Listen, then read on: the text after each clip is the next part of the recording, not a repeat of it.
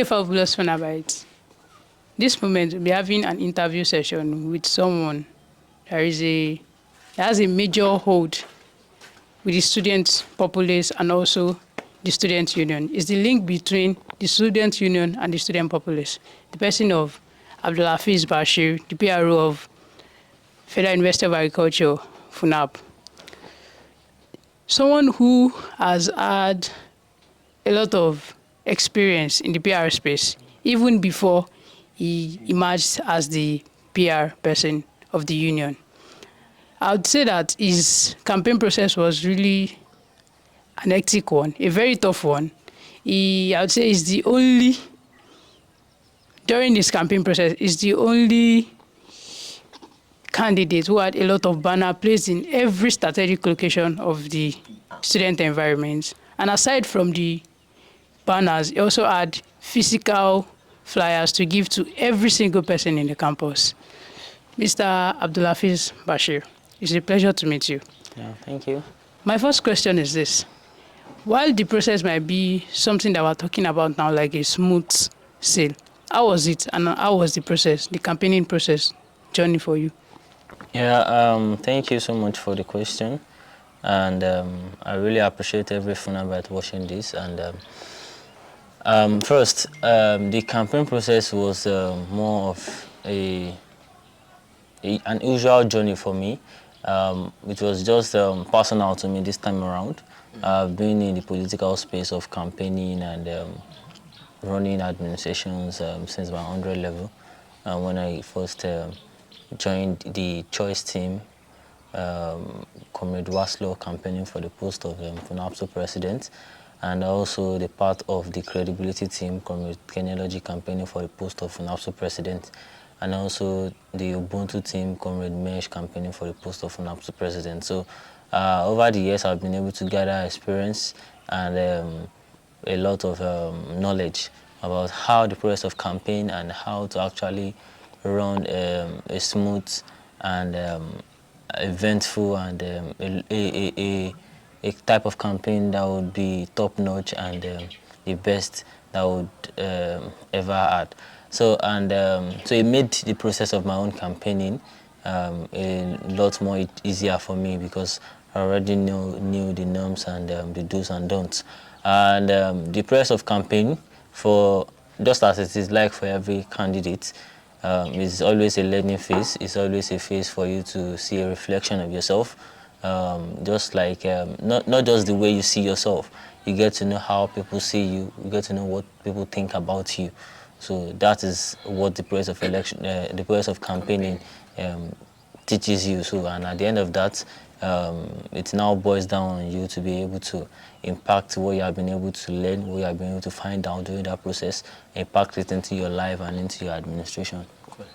So still talking about that campaign, but now specifically the debate, during the debate. So your opponent, Millennium, so during the debate, you guys both acknowledge that you are worthy opponents to each other.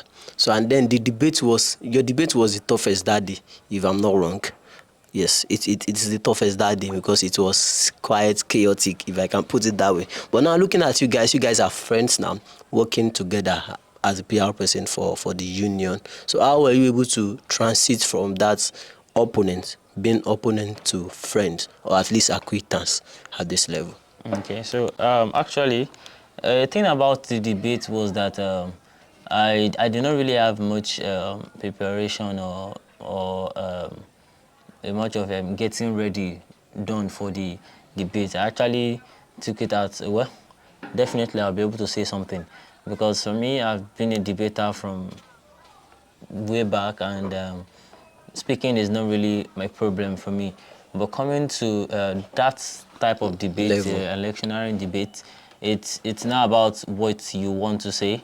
It's more of what they want to hear. Yeah, exactly. So what you want to say does not really matter in that setting.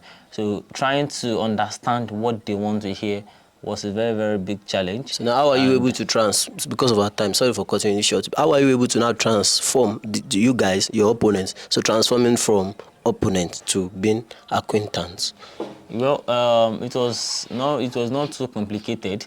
It is just a sense of team spirit in the both candidates. It is easier when the two candidates have a sense of team spirit, in which after a competition you come back to being brothers, you come back to being team players, because that is what every competition is about. You compete and then you come back together, see your flaws, see your strengths, and build together. That's all. Okay. My next question is still about the campaign, actually. So during the campaign, you mentioned that your office will not be having any budget.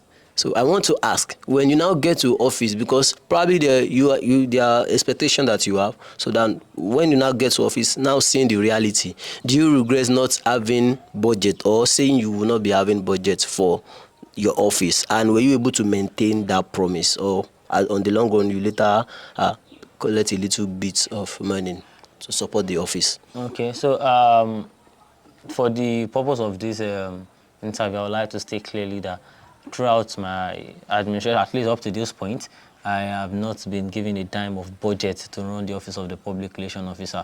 And well, I would not really say I did not regret it. At some point, definitely you feel like I should have, at least it should be something. But there is this instinct, there is this this behavior, this thing I've got to learn about life. When you have two, let's say when you have 2 oranges, you might not need more than 1 orange to survive actually. But when you have 2, you feel like 2 is the basic that you need. Yes. But wait until you have just 1 orange, you will learn to survive on just 1. You understand? Okay. So when I realize, oh, guy, you don't have anything to run on, then definitely I would be forced, I'll be pushed to source for a lot of other ways to get it. But if I had the budget, definitely I wouldn't have tried out all of those extra ways. All right. Just like we know that the mitochondria is the powerhouse of the cell, so and the PR office is the powerhouse of FUNAABSU, because it's the link between the student populace and then the union. So my question is this: how do you maintain or make sure that information is swift for the student populace? So take, for instance, the 60-40 negotiation for school fees. How do you make sure that information was passed effectively, making sure that the information passed was not misconstrued? Okay, so actually passing information is not something that is that hard, as long as you are able to have a reach to the audience and be able to put out exactly what they are expecting to hear. At that point, a lot of students were expecting some news. They want to know whether there is an increment, whether we're able to fight it. But a lot of students were not really expecting much. Understand? So they were expecting an increment the usual way. They were expecting us to come with an explanation of, oh, we are sorry, we tried, but we could not. So, but coming up with a good news. Yes, a good news with some explanations for the student to be able to understand how it works.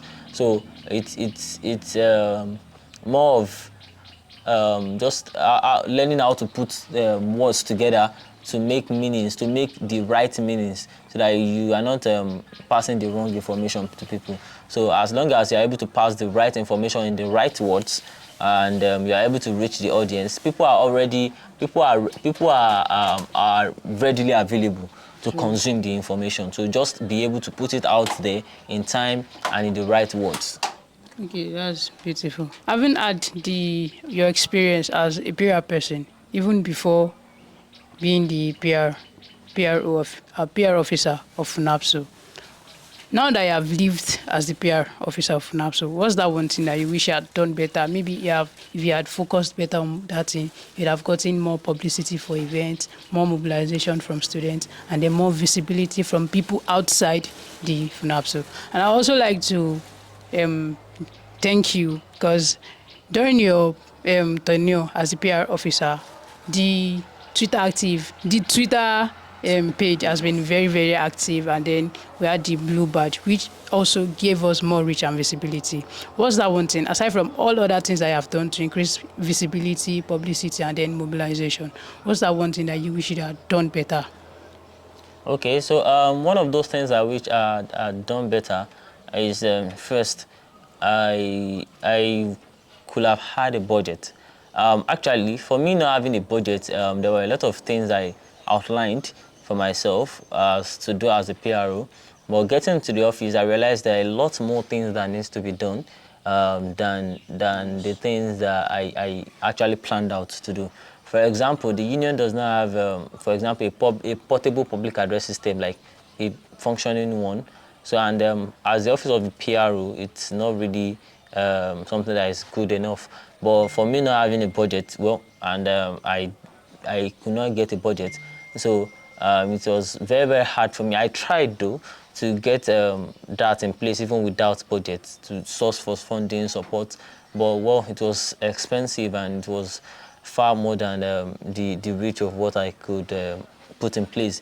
And some other things like aside from Twitter, I also had plans to verify our Instagram page, and but it was not really going well because all of those verifications are paid.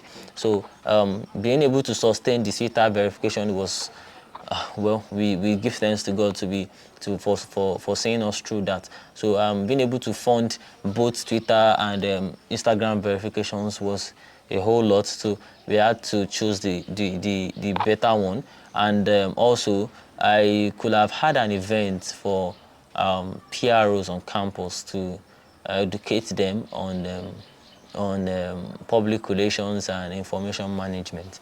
But yes, the union is packed with a lot of events and activities, and as a PRO in an office that I do not have a budget. Even if I had a budget, I'm not sure if all of these things can fit in. Sure. But I'm sure these are the things that I expect the next administration or the next office holder to consider. Fitting in a summit or a workshop training on information management, PR, and to build and groom PR. The one thing that is very, very unique about FUNAAB is that we have the control of the internet. We have our way of controlling the internet when we want to. So these have been brought to play in a lot of times during the death of a student, a female student, during our Jude FUNAAB, during some other activities that happened, and we efficiently used the social media to pass across the information, to pass across our culture, our grievances at all points in time. So it will be very, very good to be able to groom more and more social media enthusiasts, more and more influencers, more and more social media managers to be able to continue this legacy and pass across the greatness and the uniqueness of FUNAAB to students, to other people in the world. All right, that's absolutely nice. Now that I was speaking about things I have done better, so my partner will proceed to asking you the challenges that you faced during your administration or during your tenure as a PR person of FUNAABSU. Just like she have said, so what is that one major challenge or one major mistake you do as a PR that you think, oh, this should have been done better, or this should have been done this way instead of the way I've done it? Actually, well, there are a few, but I think one that is most important is the response system. The inquiries, the reports, the response system entirely. Okay. Because the thing is that students normally, the usual we've been having it before, where students have to message union officers directly in their DMs to complain about things, to call for emergencies and a lot of other things like that. I feel like it is not really, it's not completely right, because for example, for me like this, for me, I don't, it's not just, I'm not just a PRO of FUNAAB. I have a lot of other things that I do myself personally, business, family, a lot of things, and having all of those things together on my WhatsApp, it's usually hectic. It takes a lot of time for me to sort business from family, from friends, from complaints and emergencies, and a lot of times I will have, it will have let's say I have an emergency message, I will have been responding to some other messages, maybe inquiries, then I will get to the emergency message, I'll be like, ah, wow, this person has dropped a message for emergency for a long time, so and I'm just getting to see it.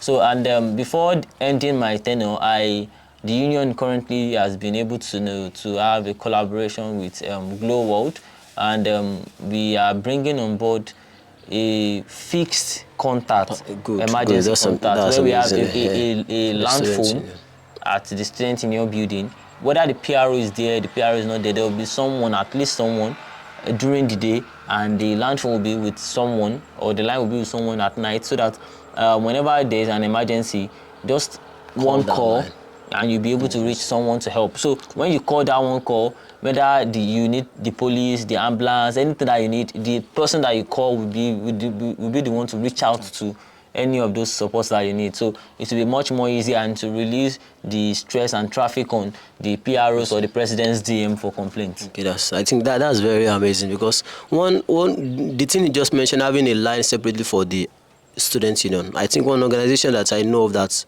does that on campus is the Muslim students. So they have an official line that can be transferred even when we have a next set of executives. I think that's very amazing.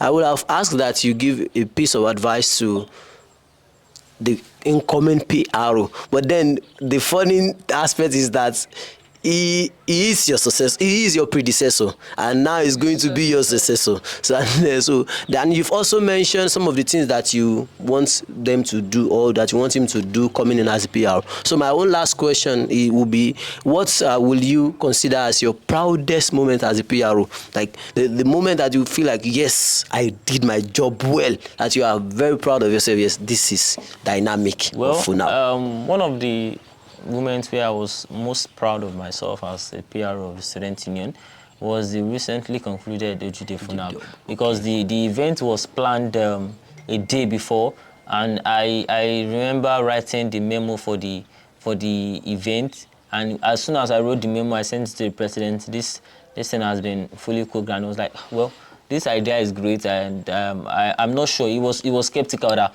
how will this information reach every finalists on campus, because the event is happening tomorrow, and the memo is just coming up today. It's not my own fault that it's coming up today. Sure, actually, it's a fault from the planning committee. So I had to just draft up something, and I was like, no problem. We'll reach out to everybody. Everybody will get to see it. And it got so good on the day. We had enough audience, and even we were able to push it viral to the world. It was the last minute planning. So I think that's a success for me. Yes, so that was indeed a success, because apart from the 60%, 40% payment structure of the school fees, what I think students will remember this administration for is that Ojude FUNAAB, because people were, or let me say students, particularly the finalists, were kind of not okay when the school asked them not to do what do they do? The costume day. So because last section, so that costume day was amazing, and at the same time on the other side, so they had to cancel it. But then, so the student union was able to come up with the Ojude FUNAAB, and it was amazing. Kudos to you on that. That was amazing. Thank you. Now I've finally come to the end of this amazing interview session with Comrade Abdulhafiz Bashir, popularly and politically addressed as Dynamic of FUNAAB. Now that he's leaving FUNAAB, we hope that he remains Dynamic of Nigeria, or better still something else. It was so nice having this session with you. I enjoyed myself, and I hope you did as well. My name is Teslimah Abdulhafiz, the editor-in-chief of Campus Radar FUNAAB, and with me is my president, AbdulHameed Àlàbí Adeyemo. Thank you for having us. Thank you. Thank you so much.